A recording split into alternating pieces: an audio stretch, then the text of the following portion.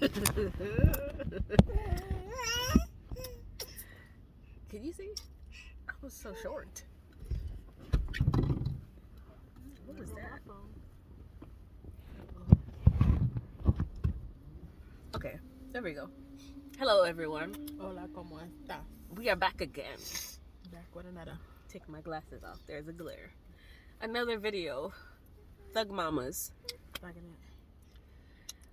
If it looks familiar, it's because it is. We just made a video and we're making another one. So, welcome back to episode of Thug Mamas, where we talk about motherhood, the roughest, toughest hood that you could ever be a part of. You risk getting your ear holes ripped the way you just ripped my earring out my ear. Listen, I'm going to just say this for the record. As a mother, tell me that there are stuff or things that have happened that, had you not been a mother, you would not be okay with. Like someone throwing up on your floor. Someone pooping on your floor. Someone pooping, peeing, or throwing up on you. Like, before I was a mom, I was just like, I went to school to become an EMT, and that was one of my non-negotiables. I could not take the smell of urine, and I could not take the smell of adult diapers. I'm just saying. And I'm a mom, and I've changed hundreds of diapers. It's a whole different ballgame. What about you? I would say, I guess I haven't gotten into the worst of it yet. Because what I'm dreading is the days where it's going to be the stomach virus and X, Y, and Z. But I've worked in group homes for like over 5 years, and I can clean shit up.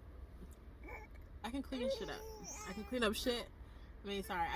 up feces, and I can clean up urine. I can clean up all of that stuff.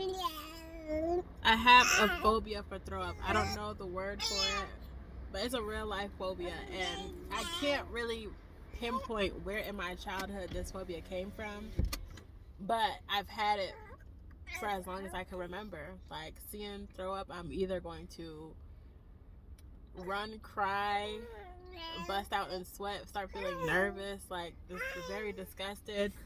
And so when he starts really throwing up, I'm not gonna know what to do, because this baby vomit is already it's nasty. It's enough. And it's just milk that he be spitting up. Like, when they get older, they just randomly start throwing up sometimes. Like, they just eat too much. I'm gonna have to call somebody.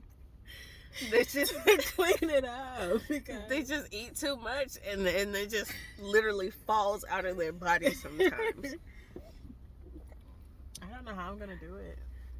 It's like an acid reflux thing. It just falls out. I don't know how I'm going to do it. And my kids have the stomach virus at least twice a year. And let me tell you, when that thing is going around, I'm just like hoping and praying that I don't get it too. The last time I got it too. And let's just say, like, there was no bucket. There wasn't anything. It was just like, it was bad. Just like 5 people throwing up all at one time. And, like, your bowels are emptying too. And there's one toilet. Like, what are we gonna do? Listen, I'm so terrified of vomit. Like, even during pregnancy, I did everything not to throw up. If I'm feeling nauseous, I'm gonna drink something, put some gum in my mouth, some candy, something to like try to curb the nausea. And it wasn't until being in labor, I thought I went my whole pregnancy without getting sick once. But definitely during labor, it hit me. And I guess it's just something that I have to get used to. It's just part of motherhood. But honestly, I don't know. I'm gonna have to call somebody to clean it up. Because I love you, but I'm afraid to say my love is probably conditional. I think I threw up with the first pregnancy for sure. I threw up for like 2 weeks in the very beginning. I felt fatigued. I remember begging my kid's dad to take me to Applebee's to get some half-price mozzarella sticks. And I begged and pleaded and begged, and we finally went. I ate the mozzarella sticks, had an orange Fanta, and by the time we got back home, everything was coming up. Everything. And I haven't really looked at cheese sticks the same, and it's been 8 years. I've eaten them, but every time I eat them, I think about that time. And my twin pregnancy, I feel like I threw up almost every day until I was at least like 7 months, and then I threw up during labor. And my last one, I didn't get sick. I threw up only at labor. Ooh. Jace was good to me. I don't know, but if I ever decide to have another child, I pray that the symptoms wise, that the pregnancy is the same. Symptoms wise. Maybe real specific, universe, because you funny like that. Symptoms wise, I pray it's the same. It wasn't bad. I don't pray pregnancy on anyone. Minus the preeclampsia. Unless they really want it. You know, people have really nice pregnancies and they, you know. I never had a stress-free pregnancy, so that adds to like the whole trauma of everything. They can keep the stress. Yeah. Never had a stress-free pregnancy. I pray stress-free pregnancies on everyone else, for sure. For me, I'm done. If I could have gotten the tubes cut out, I would have gotten them cut out. They're only tied for now. I used to say 7. I knew 4 was always my number. 6 more to go. 6. I couldn't even imagine 6 more to go, honestly. 6 consecutively? Huh. Yeah, get it out the way. My grandmother had 7. Jace, you did it, not me. Oh, somebody tired. He done slipped and fell.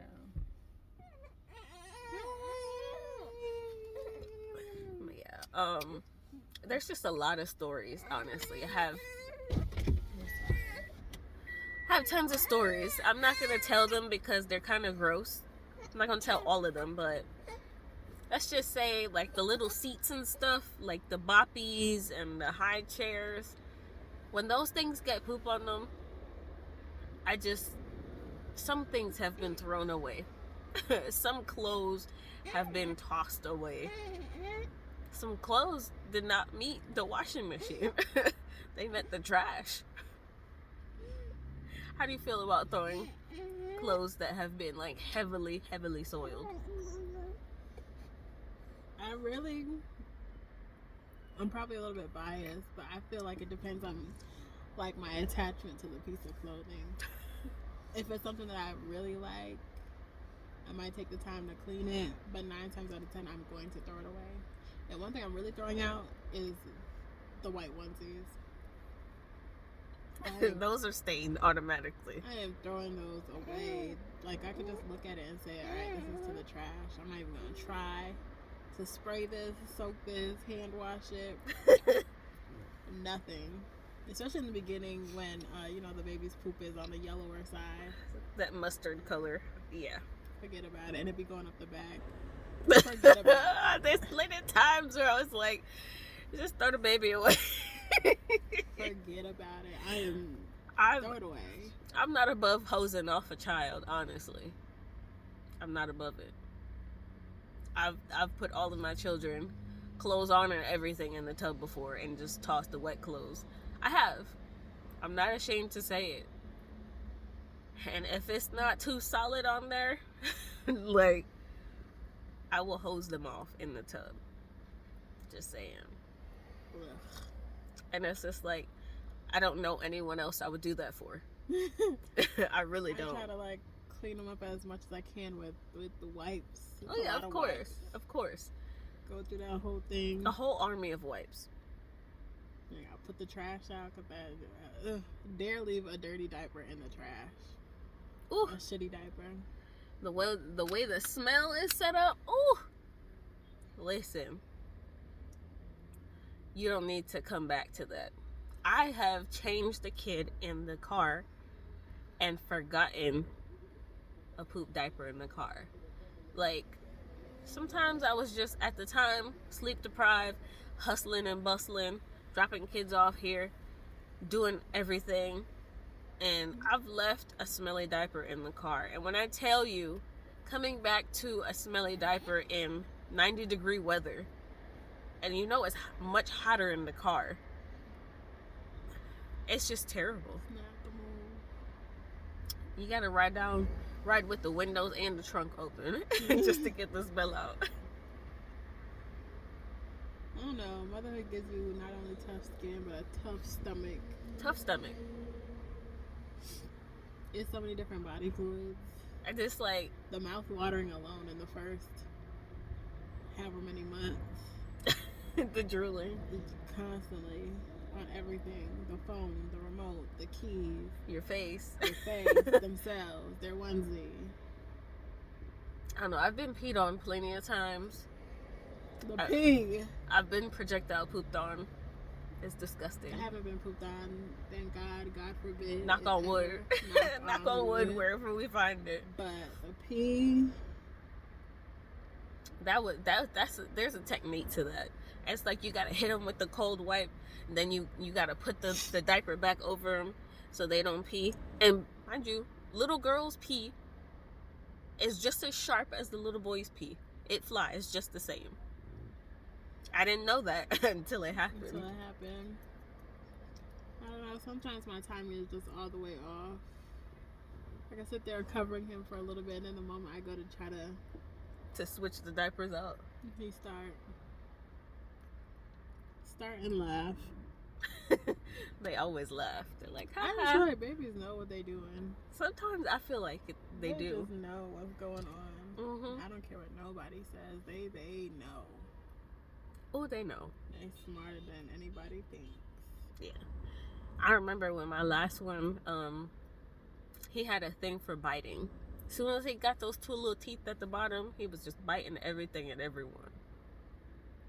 And I remember he bit me on my shoulder and laughed. And I was just like, I'm going to bite you back on your shoulder. Like, you can think whatever you want to think, but that was the last time that child bit me. Okay. He only had to learn that lesson twice. Try Jesus, is what they say. I didn't bite him back super hard, but enough to alert him that my teeth are bigger. Try Jesus. Don't try me. Not me. Cause I throw hands. Knuckle sandwiches. Power right in the kisser. But yeah, motherhood gave me a strong stomach because in the past there was no way that I could have cleaned up some shit or cleaned up some poop and then go eat a meal. In the past, I've worked in different places and seeing throw up, I just walk right past it. Ugh. As a mother, I've literally tried to catch throw up in my hands. Like, there's not even enough hand to catch the throw up, but I've attempted to do so in some strange, crazy, live action superhero situation. Like, I have tiny hands. You see that? Tiny hands. What in the world am I gonna fit in that? But I've tried before. Yeah, what was you gonna do when you caught it? I just had hot throw up on my hand. Mm-hmm. In my mind, I'm like, it's not that much throat, but it ends up like overflowing. My stomach is weak. And then it's like, all throw up looks like oatmeal. I said it. It's just a lot. With your hands. With my hands. Yeah. I'm the type of person who I'm not even gonna use my hands for nothing for a good 2 to 3 months. Every time I even You eat a chicken when you go to lick your fingers and you remember it's just like, like hell no. So you gotta throw up PTSD. Hell no. Listen, I'm that person. Like, I've been scarred so many different occasions. Oh, goodness. Oh, my goodness. My first trauma that I can remember, you remember Osmosis Jones? Yes. That movie. The pimple. The pimple when I got on the lip. He threw up when he went to the girl's school situation and he ate the raw he had oysters. a fever. He ate the raw oysters. And He did eat that egg off the it ground, was projectile. And then, like, my brother used to projectile a whole lot.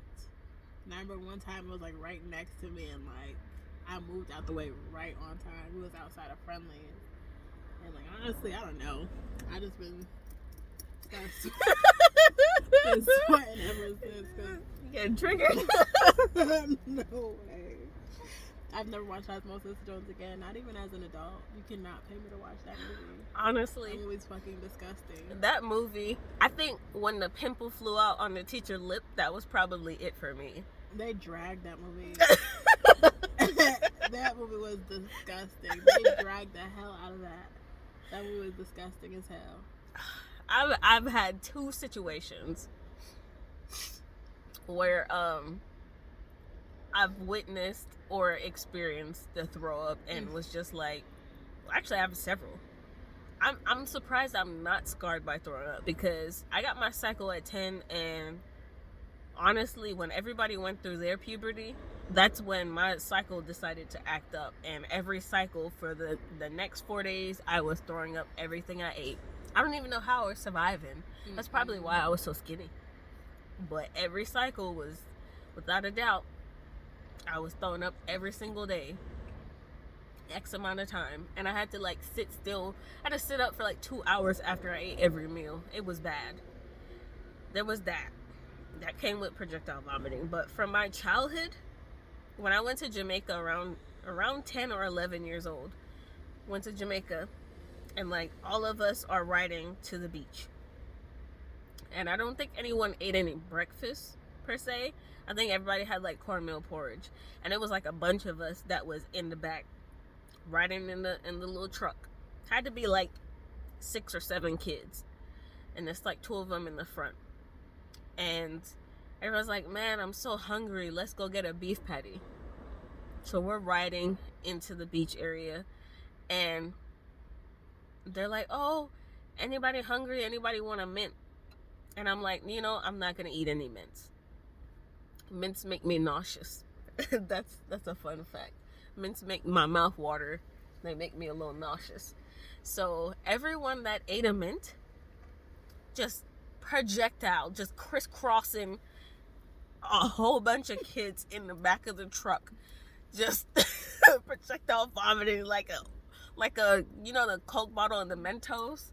It was just like that, just everywhere. And I'm like, man, I'm glad I'm not sitting in the area with the other kids. I was tiny, so I could squeeze up front. Up front.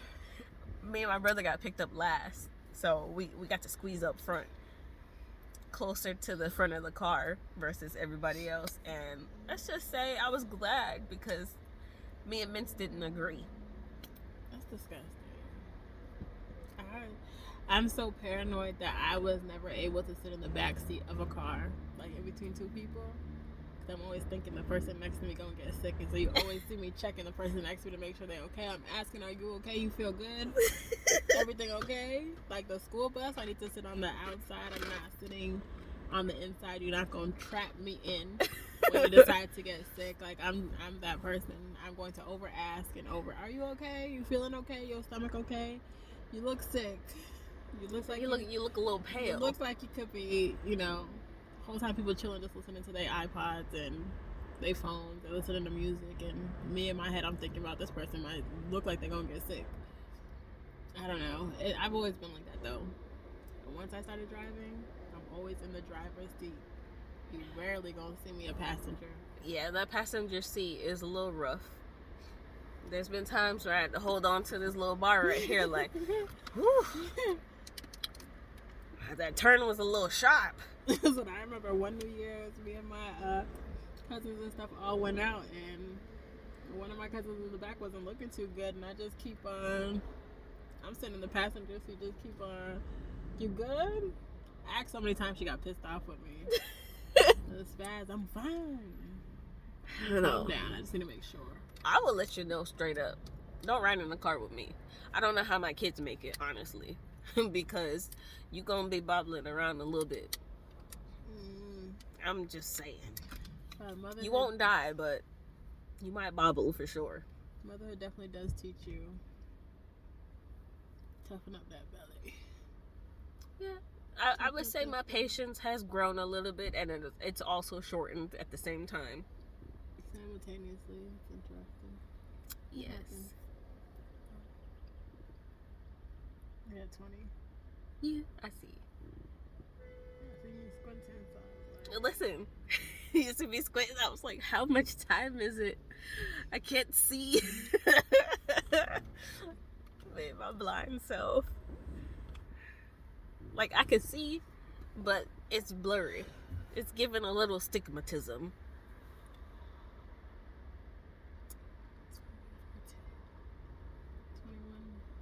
21. Did you do something for me? I'm gonna put this one in just so you go. Alright, so I guess that's the end of the video. Peace.